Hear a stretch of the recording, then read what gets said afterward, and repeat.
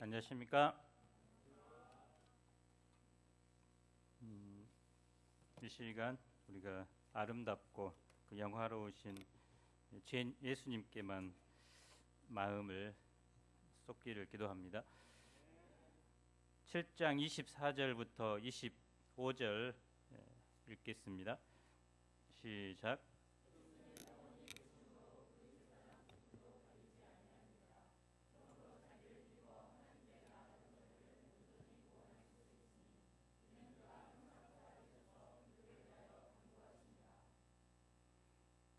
히브리서 저자는 수준이 어린 성도들에게 잠시 영적으로 성장할 것을 권면한 다음에 다시 본론으로 돌아왔습니다.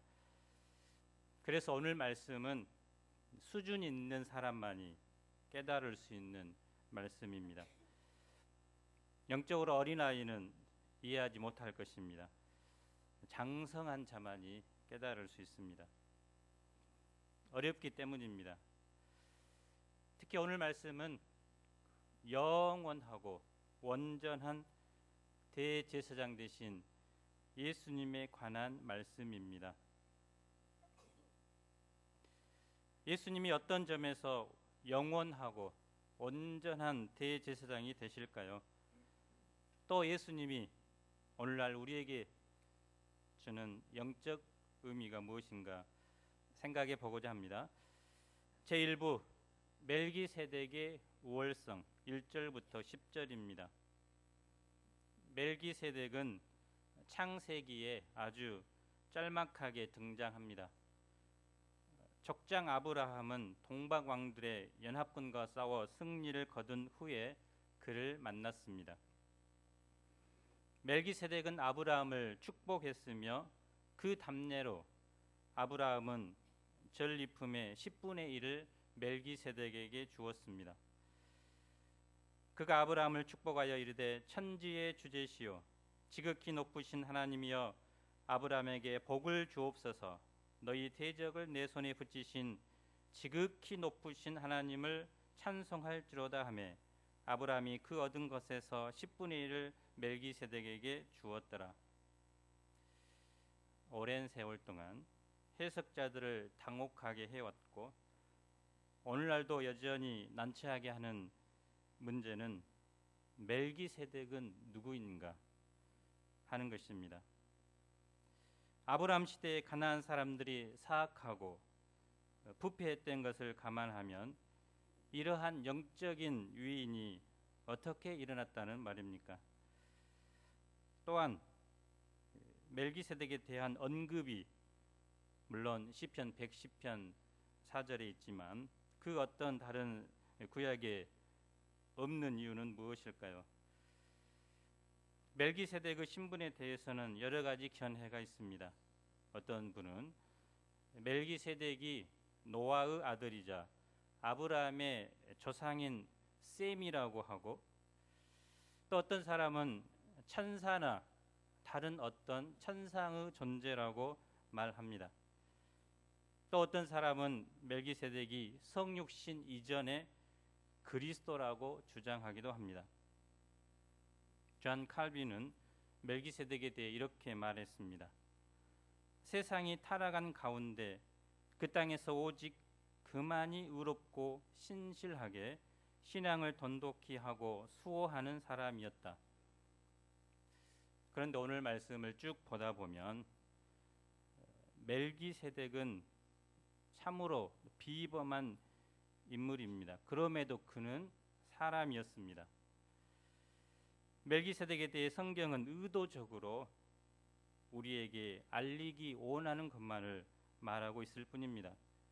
그러면 히브리서 기자는 이 멜기세덱을 어떤 사람으로 묘사합니까? 첫째, 멜기세덱은 왕이요 제사장입니다. 2절 하반절을 읽어보겠습니다. 시작.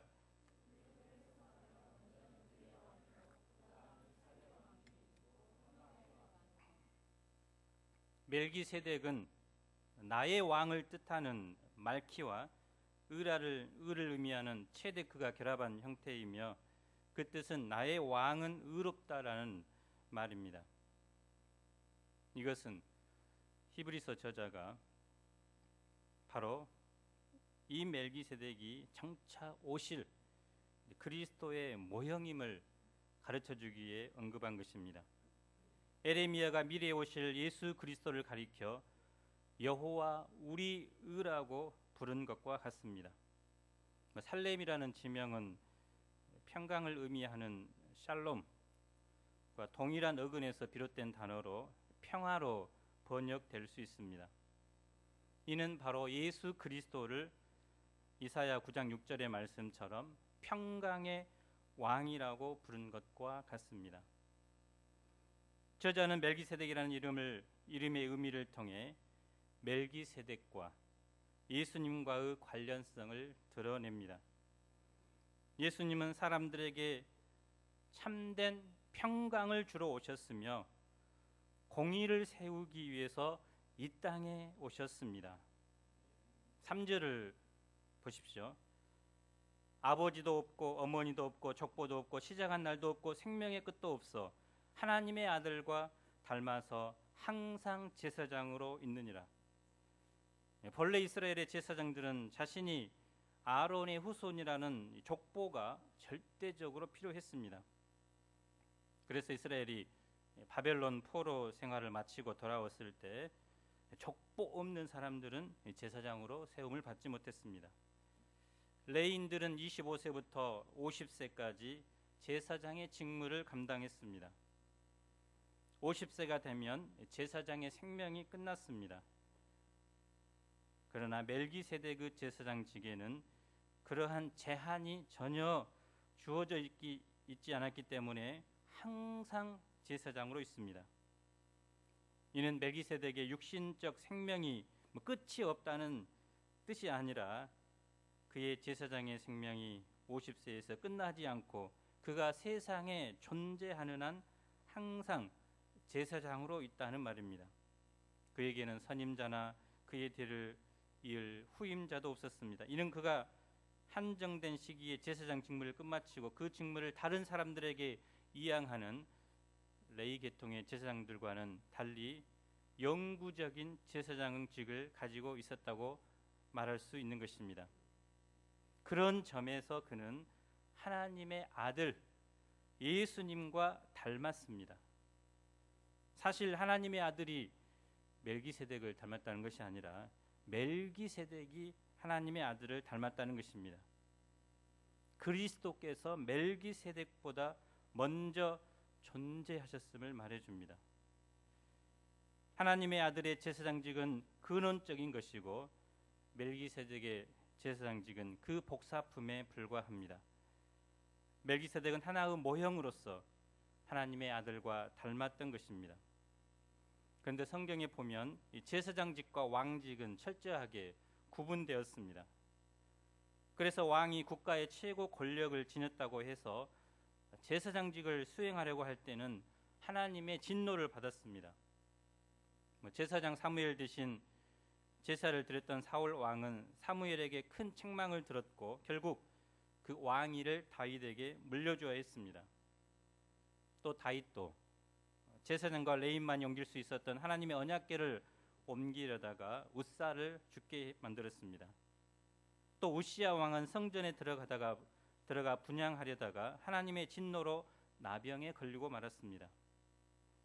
그런데 오늘 언급하는 이 멜기세덱은 제사장이었고 동시에 왕이었습니다. 그는 바로 완전한 제사장이며 완전한 왕이신 그리스도를 상징해 주는 존재였습니다. 구약의 하나님의 말씀을 선포하는 선지자, 또 하나님의 나라를 통치하는 왕, 또 하나님께 제사 지내는 이 제사장의 직분이 신약 시대에 예수 그리스도를 통해서 통합되었습니다. 이 선지자, 왕, 제사장은 바로 예수님의 모형이었습니다. 둘째, 멜기세덱은 레위 계통의 제사장보다 탁월합니다. 믿음의 조상 아브라함은 노량물 중에서 좋은 것으로 10분의 1을 멜기세덱에게 드렸습니다. 멜기세덱의 위대함은 바로 이스라엘의 조상이었던 아브라함이 11조를 바쳤다는 것에 근거합니다. 아브라함은 단순한 한 개인이 아니라 그의 후손인 이스라엘 민족 전체를 대표하고 있는 상징적인 인물입니다. 이런 아브라함이 멜기세덱에게 11조를 주었다는 사실은 레위 계통의 제사장들이 멜기세덱에게 조상 아브라함을 통하여 11조를 드렸음을 나타내고 멜기세덱이 레위 계통의 제사장들보다 위대하다는 것을 보여줍니다. 율법에는 이스라엘 백성들이 레위인들에게 11조를 바칠 것을 명하고 있고 또 레위인들은 다시 그들의 11조를 제사장들에게 주도록 의무화하고 있었습니다. 레위 계통의 제사장들은 이스라엘 백성들이 아브라함의 직계 자손이었지만 그들에게서 11조를 취했습니다. 그러나 멜기세덱은 이런 레위 족보에 들지 않았지만 이스라엘의 조상인 아브라함에게서 11조를 받은 것입니다. 그리고 약속받은 자인 아브라함을 위해서 축복했습니다. 축복의 행위는 신분상으로 높은 사람이 낮은 자에게 할 수 있는 것입니다. 아브라함이 멜기세덱에게 11조를 드리고 멜기세덱이 아브라함에게 복을 빌어준 이 사실은 바로 멜기세덱이 아브라함보다 뛰어나다는 것을 말해줍니다. 그뿐 아니라 11조를 받은 레위도 아브라함을 통해서 멜기세덱에게 11조를 드린 것과 같습니다. 왜냐하면 멜기세덱이 아브라함을 만날 때에는 레위는 아직 자기 조상의 허리에 있었기 때문입니다. 그러므로 히브리서 저자는 그리스도의 모형인 멜기세덱의 우월성을 강조하여 결국 레위 계통의 제사장들보다 뛰어나신 그리스도의 대제사장직을 말하고 있는 것입니다. 그런데 우리는 이 예수님의 대제사장직을 바로 알기 위해서는 먼저 레위 계통의 제사장에 대해서 알아봐야 합니다. 이스라엘 가운데 제사직이 확정된 것이 출애굽한 후에 광야에서 하나님의 말씀 곧 율법을 받은 후였습니다. 하나님께서는 애굽에서 노예 생활하던 이스라엘 백성을 출애굽시킨 후에 모세가 하나님의 부르심을 받은 시내산으로 인도하셨습니다. 그리고 그들에게 약속하셨습니다. 출애굽기 19장 5, 6절을 읽어보겠습니다. 시작.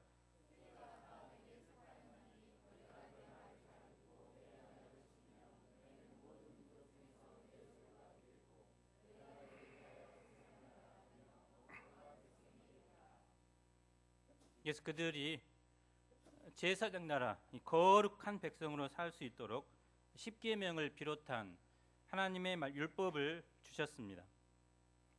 그들은 이 하나님의 율법을 마음으로 순종하겠다고 하나님 앞에 결단했습니다. 그들은 하나님께서 율법을 주시기 전에도 순종을 결단했습니다. 십계명을 비롯하여 모든 율법을 가르쳐 주신 후에도 하나님 앞에 결단했습니다.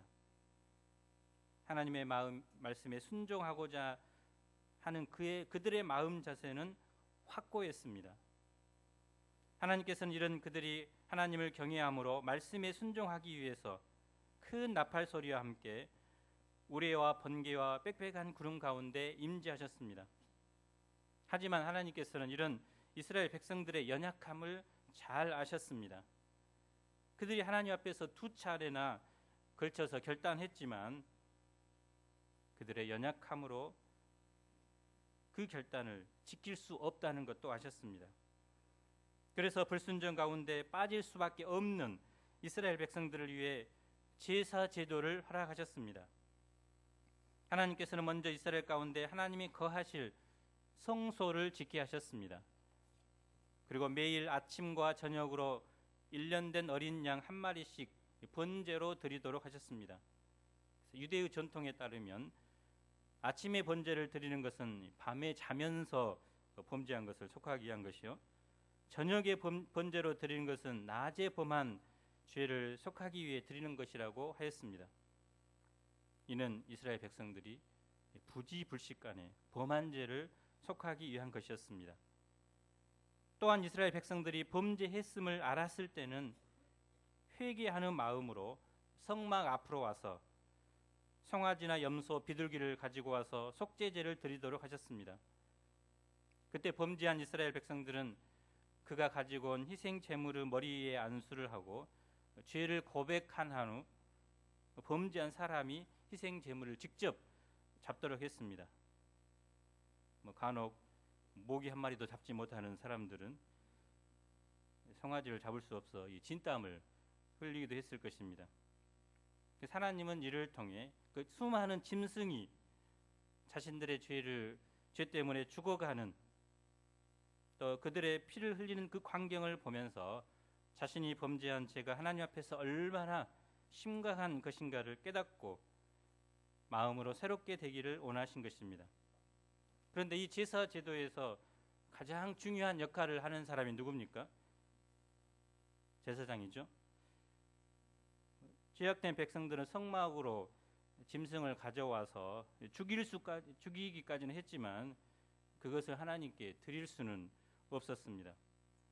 그래서 제사 드리는 일은 오직 하나님께 세우신 제사장만이 할 수 있었습니다. 하나님께서 제사장으로 세우신 아론의 후손들만이 이 일을 할 수 있었습니다. 그들만이 백성들을 대신해서 하나님 앞에 나아가서 제사를 드릴 수 있었습니다. 그리고 이스라엘 백성들은 이런 제사장들과 성전에서 섬기는 일을 하는 그 레위인들을 위해서 11조를 드림으로 그들이 생활할 수 있도록 했습니다. 이렇게 볼 때 그 제사장으로서 특권이 얼마나 크고 놀라운 것을 알 수 있습니다. 그러면 하나님께서 이런 제사 제도를 두신 근본적인 목적이 무엇일까요? 출애굽기 29장 45, 46절을 읽어보겠습니다. 시작.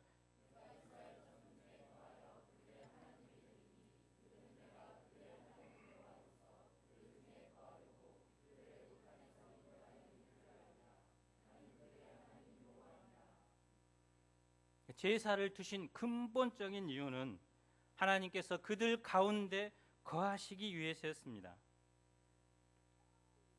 하나님은 아담의 범죄로 멀어진 하나님과 인간과의 관계를 회복하기를 원하셨습니다. 범죄한 인간이 말씀과 제사 제도를 통해서 새롭게 되어 하나님과 교제하는 백성이 되기를 원하셨습니다. 말이 꼬이네요. 그의 백성이 하나님과 교제하는 가운데 하나님으로부터 생명과 은혜를 공급받고 하나님 앞에서 거룩한 자가 되기를 원하신 것입니다. 하나님과 교제하는 가운데 하나님의 백성으로서의 위대함과 아름다움과 고귀한 모습이 회복되기를 원하셨습니다. 제사제도의 근본 목적은 죄로부터의 구원이 아닙니다. 하나님과의 교제였습니다. 죄악된 사람이 회개하고 거룩한 하나님의 백성이 되어 하나님과 교제하는 것입니다. 여기서 우리는 우리 신앙의 근본 목적이 무엇인가 하는 것을 배워야 합니다. 많은 사람들은 그 신앙의 목적이 단지 구원에 있다고 알고 있습니다. 그래서 구원받기 전에는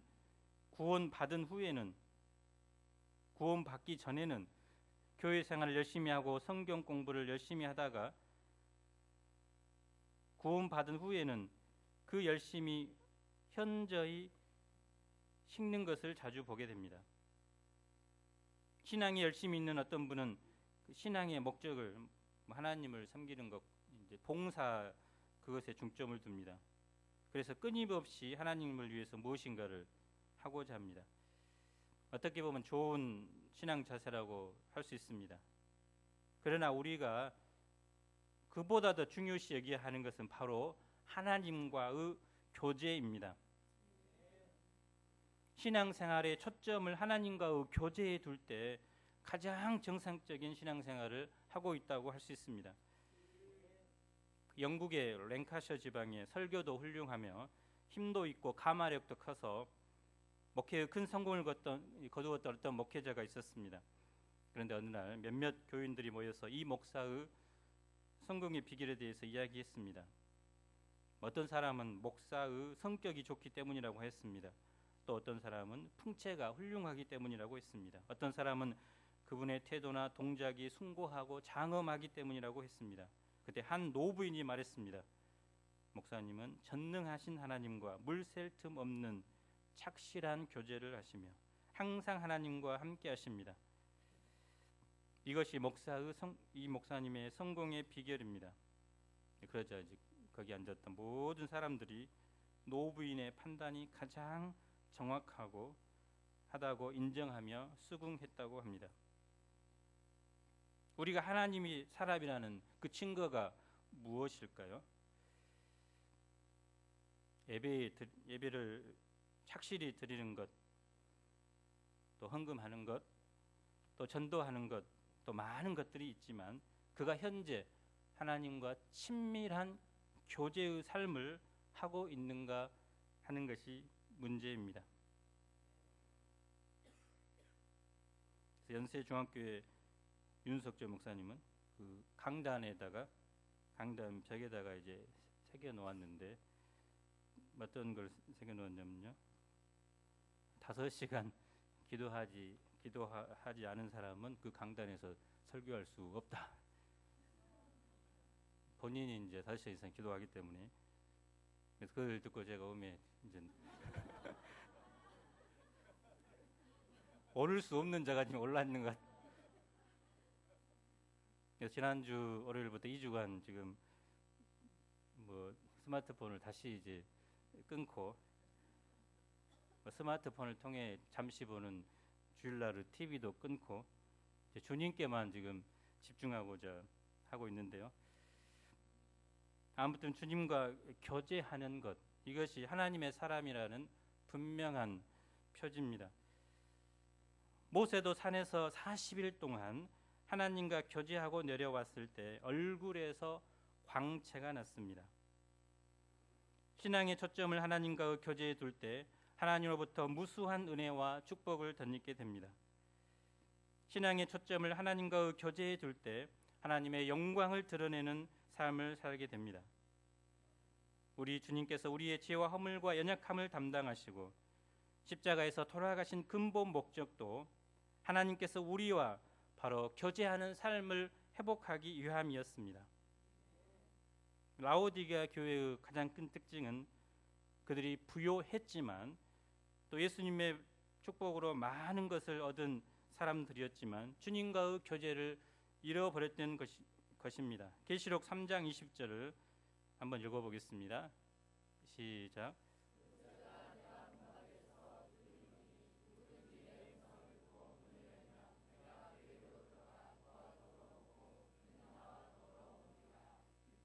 이 말씀은 불신자에게 주는 말이 아니라 그 신자들에게 주시는 말씀입니다.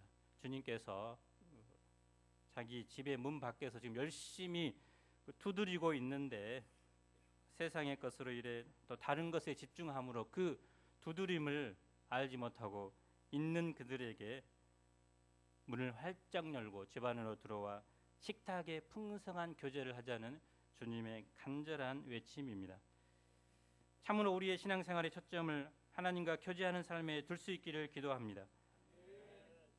제2부 멜기세덱과 같은 대제사장 예수 그리스도 11절로 28절입니다.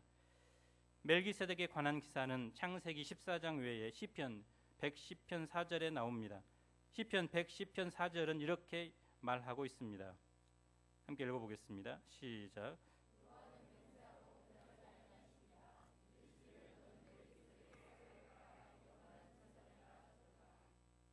시편 110편은 메시아에 관한 다윗의 예언으로서 하나님께서 예수님을 멜기세덱의 반차를 따는 영원한 제사장이 되셨음을 말해주는 것입니다. 사실 당시는 아론의 후손을 통한 제사 제도가 가장 은혜스럽고 활발하게 진행되던 시대였습니다. 그런데 하나님께서는 그런 다윗의 영화로운 시대 속에서도 레위 계통의 제사 제도의 한계를 인식하시고 멜기세덱의 반차를 따른 그리스도의 출현을 예고하신 것입니다. 하나님께서 왜 예수님을 아론의 반차를 따르는 대제사장으로 세우지 않고 멜기세덱의 반차를 따르는 다른 한 제사장으로 세우셨습니까? 11절에 보면 이는 레위 계통의 제사 직분이 불완전하기 때문입니다. 제사 제도가 불완전하다면 그 제사 제도의 근간이 되는 율법도 불완전하다는 것을 말해줍니다. 12절을 보십시오. 제사 직분이 바꾸어졌은즉 율법도 반드시 바꾸어지리니.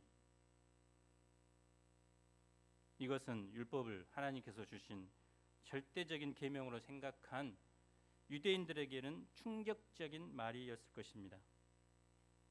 그러나 하나님께서 모세를 통해서 주신 모든 제도는 장차 올 참된 것을 위한 임시적으로 마련한 것에 불과하기 때문에 참된 것이 오면 당연히 폐지되어야 합니다. 십계명은 양심의 법으로 임시적으로 주신 것이 아니기 때문에 폐하질 수 없습니다. 그러나 제사 제도에 관한 의식법이나 그 당시 사회생활에 관계되는 시민법은 폐지되었습니다. 그리스도께서 나타나실 때 이제 모세는 사라져야 합니다. 모세의 율법에는 레위 지파의 사람들만이 제사장이 되도록 명하였습니다. 그러나 예수님은 레위 지파 출신이 아니라 이때까지 한 번도 제단 일을 섬긴 적이 없는 유다 지파 사람이었습니다. 성경은 메시아가 바로 다윗의 자손으로서 이새의 줄기에서 태어날 것을 예언하셨습니다. 다윗은 레위 지파가 아니라 유다 지파였습니다. 하나님께서는 레위 지파가 아닌 다른 지파에서 제사장으로 세우셨습니다.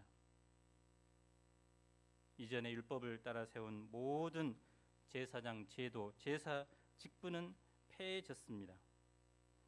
특히 예수님께서 멜기세덱의 반차를 따라 제사장이 된 것을 보면 제사 제도에 관한 모든 율법 체계가 폐해졌다는 그것은 더욱 분명한 일입니다.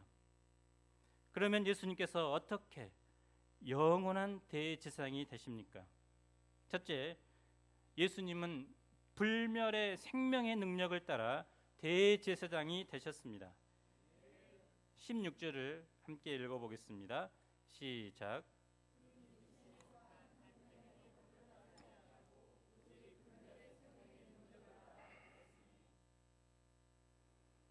육신에 속한 계명이 난 모세의 모든 율법 체계를 말합니다. 이 계명이 폐하여질 수밖에 없는 이유가 무엇일까요? 18절을 보면 전에 있던 계명이 연약하고 무익함으로 폐한다고 말합니다. 이는 율법의 한계입니다. 율법은 아무것도 온전하게 하지 못합니다. 율법은 죄를 인식하고 죄인임을 깨닫게 해주지만 우리를 죄로부터 구원해 주지는 못합니다. 율법은 인간이 죄인한 사실을 깨닫게 함으로써 구원의 필요성을 인식시키지만 죄로부터 구원할 능력은 없는 것입니다. 죄 문제를 해결하지 못하기 때문에 자연히 죽음 문제도 해결하지 못합니다. 그러나 예수님은 우리 죄를 위해 십자가에서 피를 흘려 죽으심으로 친히 속죄 제물이 되시고 또 죽은 자 가운데서 하나님의 능력으로 부활하심으로 죽음의 권세를 파하셨습니다. 예수님은 십자가와 부활을 통해 인간을 괴롭히는 죄와 죽음 문제를 근본적으로 해결해 주셨습니다. 예수님은 생명을 주는 영원한 부활의 능력을 따라 대제사장이 되셨습니다. 이것은 과거의 율법을 통해 주신 소망보다 훨씬 더 좋은 소망입니다. 우리는 이제 불면의 생명의 능력을 따라 대제사장이 되신 예수 그리스도를 힘입어 거룩하신 하나님 앞에 나아갈 수 있게 되었습니다. 둘째, 예수님은 하나님의 맹세로 대제사장이 되셨습니다. 율법에서 레위 계통의 제사장들을 세우실 때는 맹세 없이 세습으로 되었습니다. 맹세 없이 된 것은 그 직분이 일시적이기 때문입니다. 그러나 시편 110편 4절에서 하나님께서 메시아를 대제사장으로 세우실 때에는 하나님께서 친히 맹세하셨다고 했습니다. 이는 그의 제사 직분이 영원히 불변하다는 것을 말해줍니다. 셋째, 죽음을 이기심으로 영원한 대제사장이 되셨습니다. 구약의 제사 직분은 이 직분을 감당하는 제사장들이 죽기 때문에 가변적이고 영속성이 없습니다. 요세푸스의 기록에 의하면 초대 대제사장인 아론으로부터 시작해서 주후 70년 성전이 무너지면서 함께 죽은 비느하스 때까지 대제사장의 수가 83명이었습니다. 솔로몬 이전에 성막에서 13명의 대제사장이 수종을 들었고, 솔로몬 성전에서 섬긴 대제사장 수요가 18명, 그리고 바벨론에 돌아와 스룹바벨 성전에서 섬긴 대제사장의 수요가 그 다른 나머지 사람들이었습니다.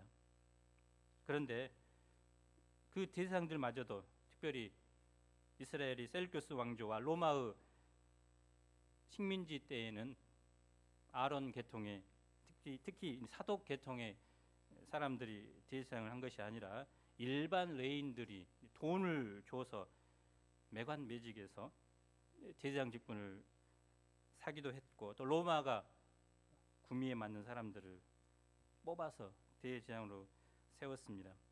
예수님 당시의 대제사장의 모습은 어떠합니까? 그들은 천사도 믿지 않고 부활도 믿지 않은, 한마디로 거듭나지 못한 사람들이었습니다.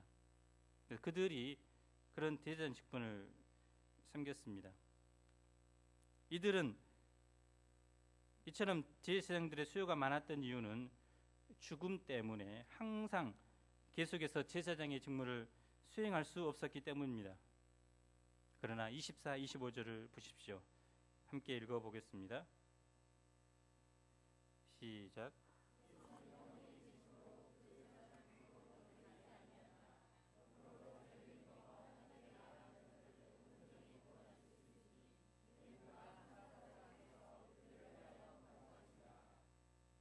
예수님은 시간적으로 또 효과적으로 영원한 대제사장이십니다.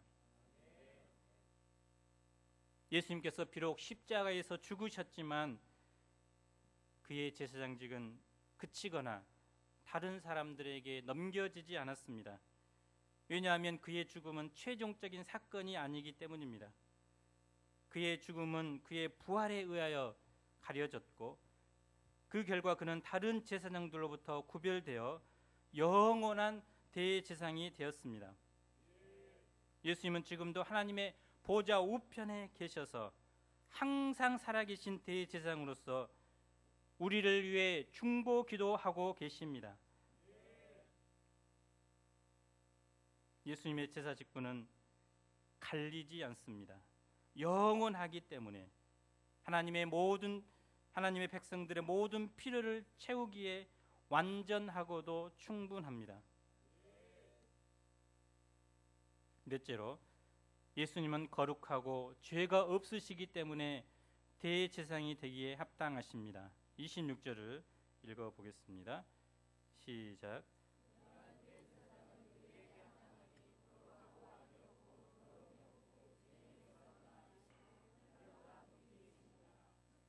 구약의 대제사장들은 갖추어야 할 특권이 한두 가지가 아니었습니다. 우선은 아론의 후손으로서 족보가 분명해야 했고, 머리털을 깎아서 대머리처럼 해서는 안 되었고, 대머리 되신 분은 좀 위험하고, 수염을 양편을 깎아도 안 되었고, 결혼도 기생이나 부정한 여인을 취해서도 안 되었습니다. 부모님이 죽었을 때에도 성소 안에서 나올 수 없었습니다. 그런데 예수님은 이런 대제사장과는 차원이 다른 분이십니다. 히브리서 저자는 그리스도께서 우리에게 합당한 대제사장이 되시는 이유에 대해서 5가지로 설명합니다. 먼저는 그리스도는 하나님 앞에서 거룩하신 분이십니다. 우리의 중보자가 되실 분은 거룩하신 분이어야 합니다. 뿐만 아니라 그리스도는 악이 없으신 분이십니다. 악이 없다는 말은 교활하지 않고 순수한 분이라는 것을 말합니다. 그리스도께서는 더러움이 없으신 분이십니다. 더러움이 없다는 말은 더럽혀지지 않는 순결한이라는 뜻으로 제의적인 순결성을 나타납니다. 레위 계통의 제사장들은 정결의식을 통해서 자신을 깨끗하게 해야 했습니다. 그러나 그리스도께서는 온전히 순결하셨기 때문에 이런 정결의식이 필요 없습니다. 또한 죄인에게서 떠나 계신다는 말은 그리스도께서 도덕적으로 죄인들과 분리되어 있어 근본적으로 사람들과는 다른 존재라는 것입니다. 그리고 마지막으로 하늘보다 높이 되신 자라는 말은 하나님의 보좌 위에 앉으신 분으로서 하늘과 땅을 다스리는 분이라는 것을 말해 줍니다. 이 다섯 가지는 그리스도께서 새 언약의 대제사장으로 지녀야 할 성품을 말합니다. 이러한 특성을 가지신 그리스도는 우리들을 위한 합당한 대제사장이십니다. 이 상에서 볼 때 예수님은 영원하고 온전한 대제사장이 됨을 알 수 있습니다. 예수님이 영원하고 온전한 대제사장이 되신다는 사실이 왜 그렇게 중요하며 이 사실이 우리에게 무슨 의미가 있는 것입니까? 우리 인간은 짐승과 달리 하나님의 형상대로 창조되었기 때문에 하나님과 교제할 수 있는 특권을 부여받았습니다. 그러나 인간이 하나님의 말씀을 불순종함으로 범죄한 후에는 하나님과의 관계성이 단절되었습니다. 칼 바르트는 하나님과 인간은 질적으로 다르기 때문에 하나님과 인간 사이에는 건널 수 없는 시면이 가로놓여 있다고 했습니다. 그는 이 시면을 눈얼음 계곡, 극지역, 황폐지대라고 표현했습니다. 그러므로 하나님과 인간 사이를 연결시켜주는 중보자가 절실히 필요한 것입니다. 그 중보자는 하나님과 인간 양편을 다 만족시켜 줄 수 있는 영원하고 온전한 중보자라야 합니다. 사람들은 역사 이래로 끊임없이 이 중보자를 통하여 하나님과 교제하고자 갈망해 왔습니다. 이는 인간이 낙원을 상실한 이후 중보자를 통해서 하나님과 교제함으로써 낙원을 회복하고자 하는 갈망입니다. 그런데 이것이 우상의 형태로 나타났습니다. 우리나라에서는 무당이 중보자의 역할을 했습니다. 사람들은 그래서 병이 나거나 사업이 잘 안 되면 무당에 가서 카운셀링을 하고 무당이 요구하는 대로 돈을 주고 막 구술했습니다. 무당이 백성들의 중보자요 목자였습니다. 무당이나 점쟁이는 옛날에만 있었던 이야기가 아닙니다. 오늘같이 고도로 과학이 발달한 지금도 여전히 존재합니다. 지금은 이제 기독교 무당들이 있는 것 같아요. 특별히 복음이 우리나라에 들어온 이후에 하나님으로부터 풍성한 은혜와 은사를 받은 사람들이 은혜 받으면 그 교회에서 그 은혜를 기억하고 감사하고 또 은사를 활용해서 열심히 섬겨야 되는데 이제 은혜 받으면 이제 따로 독립을 해서 기도원을 차립니다. 그래서 용하다는 기도원 원장님이 있으면 수많은 곳에서 사람들이 몰려듭니다. 생면부지의 사람에게 자신의 인생을 맡깁니다. 그러나 조금만 생각해보면 우리를 가장 잘 아는 분은 자기가 섬기고 있는 담임 목회자입니다. 그래서 연약함과 기도 제목이 있으면 용하다는 곳 찾아가기보다 담임 목회자인 박담임 목사님께 찾아가셔서 문제를 상담하고 기도를 받으시기 바랍니다. 좀 아부성 발음인 것 같은데. 아니 그 피해가 너무나 심각하기 때문입니다. 또 예전에 유명한 그 엘리야 복음 선교원 들어보신 분 있나요? 박명호 씨. 그런 과거에는 정말 순수하고 또 믿음이 있는 사람으로 사람들이 좀 존경을 한 것 같아요. 그래서 그런 자기를 가리켜 이제 나무꾼이라고 했는데 시골에 들어가서 이제 농사지며 나무 짓고 순수하게 살았는데 지금은 이제 한농복교라고 하는데 근데 갈수록 나무꾼이 이제 선지자가 되고 나중에는 이제 하나님으로 올라갑니다. 그래서 성경에도 있지 않은 창기 십자가 교리를 이야기합니다. 그래서 자기가 하나님으로 죄 없는 하나님이기 때문에 죄 없는 온자씨를 받아야 된다고 합니다. 그래서 죄 없는 그런 하나님의 아들들을 세상에 퍼뜨려야 한다고 하면서, 그래서 그 예전에 SBS 그것이 하고 싶다에 나왔는데, 그래서 자매님들이 이제 이 박명호 씨를 오빠 또는 이제 여보라고 막 삐켓을 들고 그래서 인간 중보자들이 많습니다. 우리가 알고 있는 신천지도 마찬가지죠. 그 시대별로 하나님께서 구원자를 세워주시는 이 마지막 시대에는 이만희시라고 합니다. 그 이만희가 인간 중보자죠. 그러나 그 예수님이 오심으로 인해서 인간 중보자는 없어졌습니다. 사실 중세 시대에도 그 사제들은 인간 중보자 역할을 했습니다. 그래서 천주교에서는 인간에게 있는 원죄와 그 자범죄를 해결할 수 있는 길이, 원죄는 그 세례를 통해서 하나님의 은혜가 주입됨으로 그 원죄가 사라진다고 했는데, 그 한 가지 자범죄는 어떻게 사해줄 수 있는가? 고해성사를 통해서 사해줄 수 있다고 했습니다. 그래서 자기가 죄를 범하면 그때마다 사제에게 고해성사를 하려고 했습니다. 우리가 잘 아는 루터는 너무나 죄를 많이 지은 것을 발견했기 때문에 시도 때도 없이 사제한테 가니까 그 사제가 너무 싫어했다고 합니다. 근데 중요한 것은 사제와 평소에 인간관계가 좋은 사람들, 또 무엇이라도 좀 갖다 준 사람들은, 천주교에는 특별히 보속 사상이 있는데 그 죄를 해결하는 그 행위를 말합니다.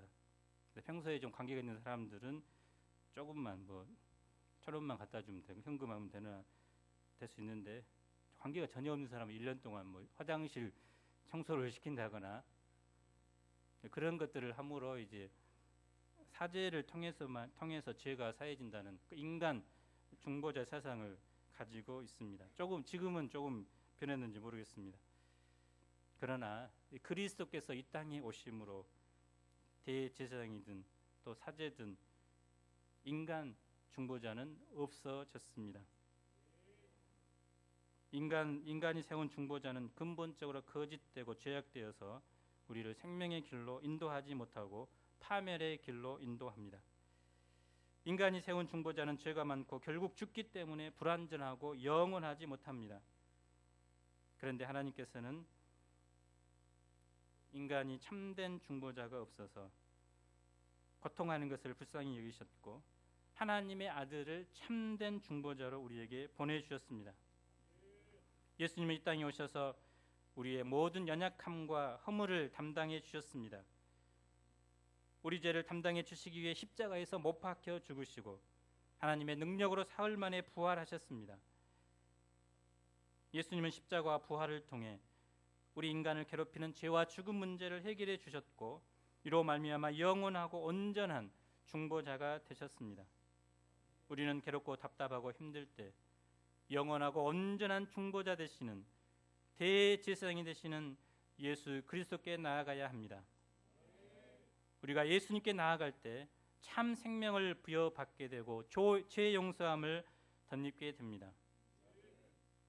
예수님은 지금도 자신에게 나오는 자들을 누구든지 그 넓은 품으로 품어주시고 우리에게 힘과 용기를 북돋아 주십니다.